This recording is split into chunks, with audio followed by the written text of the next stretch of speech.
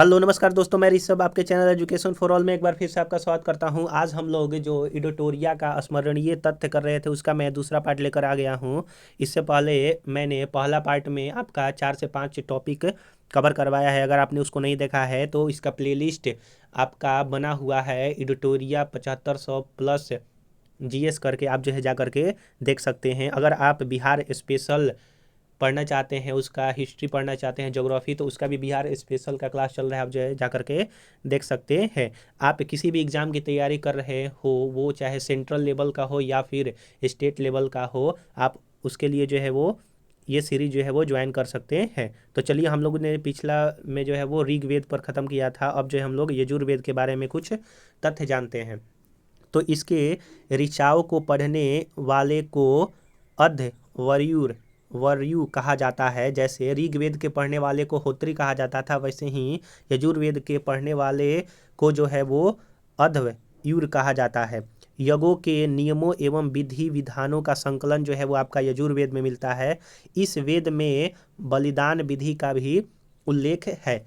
तो बलिदान विधि का उल्लेख जो है वो आपका यजुर्वेद में मिलता है, और यह गद्य एवं पद दोनों में आपका है।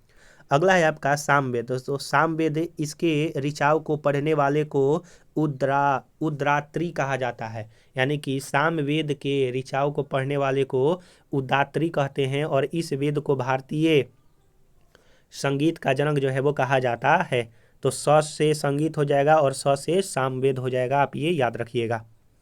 अगला है आपका अथर्ववेद। इस वेद में सर्वप्रथम औषधि का उल्लेख जो है मिलता है, और इसमें सभा एवं समिति को प्रजापति की पुत्रिया कहा गया है। तो सभा और समिति को प्रजापति की पुत्रिया जो है वो अथर्ववेद में कहा गया है। सबसे प्राचीनतम वेद जो है वो आपका ऋग्वेद है, और सबसे बाद का वेद जो है वो अथर्ववेद है। यजुर्वेद तथा सामवेद में किसी भी विशिष्ट ऐतिहासिक घटना का वर्णन नहीं मिलता है। वहीं वेदों की अगर संख्या की बात करें तो आपका 4 है। वेदांग की संख्या जो है वो 6 है। वहीं आपका पुराणों की संख्या जो है वो 18 है। वहीं उपनिषदों की संख्या जो है आपका 108 है। अगर आपको ये वीडियो पसंद आ रहा होगा तो वीडियो को लाइक कीजिएगा, अपने दोस्तों में शेयर कीजिएगा। अभी तक चैनल को सब्सक्राइब नहीं किए हैं तो चैनल को सब्सक्राइब भी कर लिया कीजिएगा। अगर आपने पीछे वाला वीडियो नहीं देखा है तो इस वीडियो को देखने के बाद आप जो है प्लेलिस्ट में जा करके देख सकते हैं।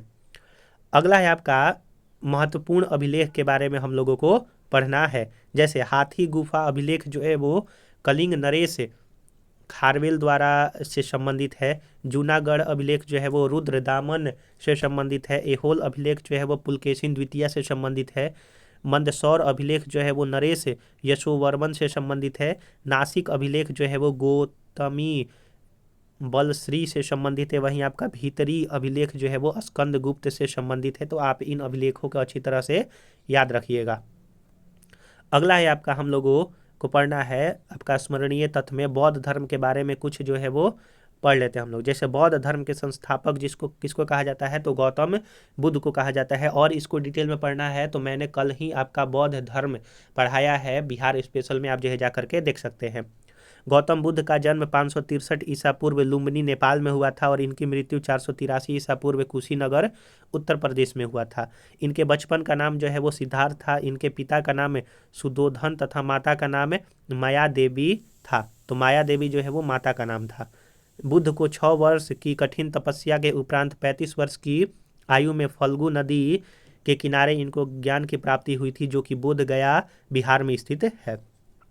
बुद्ध ने अपना पहला एवं सर्वाधिक उपदेश क्रमशः, तो पहला उपदेश जो है वो सारनाथ में दिया, वहीं सर्वाधिक उपदेश जो है वो श्रावस्ती में दिया था। बौद्ध धर्म में आत्मा की परिकल्पना नहीं है, जबकि पुनर्जन्म की मान्यता थी। तो बौद्ध संघ में सम्मिलित होने वाली न्यूनतम आयु जो है आपका 50 वर्ष था। यानी कि बौद्ध धर्म, बौद्ध सभा में या फिर बौद्ध धर्म को अपनाना है, एक तरह से सम्मिलित होना है, तो 15 वर्ष आयु आपका निर्धारित था।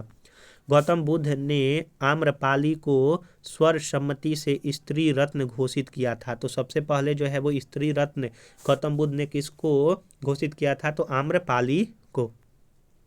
सर एडविन अर्नाल्ड ने गौतम बुद्ध को एशिया का ज्योति पुंज जो है वो कहा था, लाइट ऑफ एशिया इनको कहा जाता है। बौद्ध धर्म में 4 जो है वो सभा हुआ था, उसके बारे में देख लेते हैं। प्रथम जो सभा हुआ था वो 483 ईसा पूर्व राजगृह में महाकश्यप अध्यक्ष से और आपका अजात शत्रु के शासनकाल में हुआ था। द्वितीय बौद्ध संगति 383 ईसा पूर्व वैशाली में हुआ था, सबाकामी अध्यक्ष थे और कालाशोक के शासनकाल में। तृतीय संगति जो है वो 250 ईसा पूर्व में हुआ था, पाटलिपुत्र और मोगलीपुत्र तीस्त जो है अध्यक्ष थे और अशोक के शासनकाल में हुआ था। चतुर्थ संगति 98 ईस्वी या फिर प्रथम शताब्दी मतलब ईसा ईस्वी कहा जाता है, कुंडल वन में हुआ था। वसुमित्र इनके अध्यक्ष थे और आपके कनिष्क जो है वो आपके शासनकाल में हुआ था। और यह कश्मीर में, कुंडल वन जो है कश्मीर में स्थित है। अगला है आपका जैन धर्म के बारे में हम लोग कुछ जान लेते हैं। तो जैन धर्म के संस्थापक जो है वो ऋषभ देव को माना जाता है। जैन धर्म के 22वें आपके जो तीर्थंकर थे वो अरिष्टनेमी थे और 23वें जो है वो पार्श्वनाथ। महावीर जैन धर्म के 24वें एवं अंतिम तीर्थंकर थे और जैन धर्म के वास्तविक संस्थापक इन्हीं को माना जाता है। महावीर स्वामी का जन्म 540 ईसा पूर्व में कुंड ग्राम वैशाली में हुआ था। वहीं महावीर स्वामी का मृत्यु 468 ईसा पूर्व पावापुरी जो है वो नालंदा में हुआ था। महावीर के बचपन का नाम जो है वो वर्धमान था। इन्होंने 30 वर्ष की आयु में सन्यासी जीवन को स्वीकार तथा 12 वर्ष की कठिन तपस्या के उपरांत रिजुपालिका नदी के तट पर साल वृक्ष के नीचे जो है वो इनको ज्ञान की प्राप्ति हुआ था। महावीर ने अपने शिष्यों को 11 माफ कीजिएगा, देखिए महावीर ने अपने शिष्यों को 11 गण धरों में जो है वो विभाजित किया जाता है। तो क्वेश्चन पूछा जाता है कि महावीर के जो शिष्य थे उनको किस नाम से एक तरह से जाना जाता था। तो गणधरों के नाम से जो है एक तरह से जाना जाता था, वो ग्रुप में मतलब कि विभाजित थे। महावीर पुनर्जन्म एवं कर्मवाद में विश्वास जो है वो रखते थे। शयादवाद और अनेकांतवाद जो है जैन धर्म से संबंधित है। प्रथम जैन भिक्षुणी जो है वो कौन थी? तो चंपा। प्रथम जैन भिक्षुणी जो है वो चंपा थी। और प्रथम जैन महावीर के प्रथम अनुयायी कौन थे? तो उनके दामाद जामली थे। जैन धर्म में भी जो है वो सभा हुआ था। तो पहला सभा जो है वो 300 ईसा पूर्व में हुआ था, पाटलिपुत्र में अस्तुलभद्र इसके अध्यक्ष थे। और द्वितीय 512 ईस्वी में हुआ था, बल्लवी स्थान था और आपका क्षमा श्रवण जो है वो इसके अध्यक्ष थे। तो हम लोगों ने यहाँ पर भी जो है आज 4 टॉपिक जो है वो कवर किया। ऐसे ही धीरे धीरे करके मैं जो है पहले स्मरणीय तथ्य को पूरी तरह से कंप्लीट करवा दूंगा, जिससे आपको बेसिक एक नॉलेज हो जाएगा। फिर उसके बाद हम लोग जो 150 इसमें प्रैक्टिस सेट दिया हुआ है उसको जो है वो हम लोग कवर करेंगे। तो आप अगर बिहार स्पेशल पढ़ना चाहते हैं तो उसका भी प्लेलिस्ट बना हुआ है, आप जो है जा करके देख सकते हैं। और अगर आपको ये वीडियो अच्छा लगा होगा तो वीडियो को लाइक कीजिएगा, अपने दोस्तों में शेयर कीजिएगा। अभी तक चैनल को सब्सक्राइब नहीं किए हैं तो चैनल को सब्सक्राइब भी कर दिया कीजिएगा। तो चलिए हम लोग जो है अगले वीडियो में मिलेंगे, तब तक के लिए नमस्कार।